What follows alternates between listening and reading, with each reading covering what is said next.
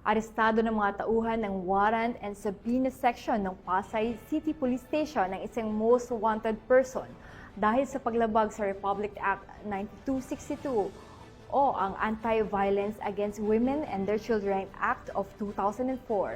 Ang buong detalye ng balita mula kay Patrolwoman Ivy Corporal.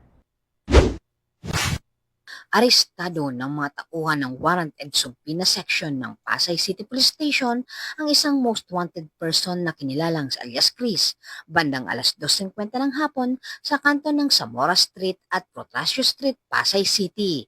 Isinilbi sa akusado ang warrant of arrest na inisyu ni Honorable Jehan Batua Sampaw Hasiman, presiding judge ng Family Court Branch 11, Pasay City.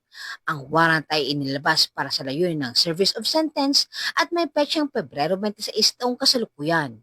Dinala ang akusado sa opisina ng Warrant and Subpoena Section para sa kaukulang proseso. Siya ay nahaharap sa kasong paglabag sa Republic Act 9262 o Violence Against Women and Their Children Act of 2004 na may criminal case number R-PSY-23-01260-CR.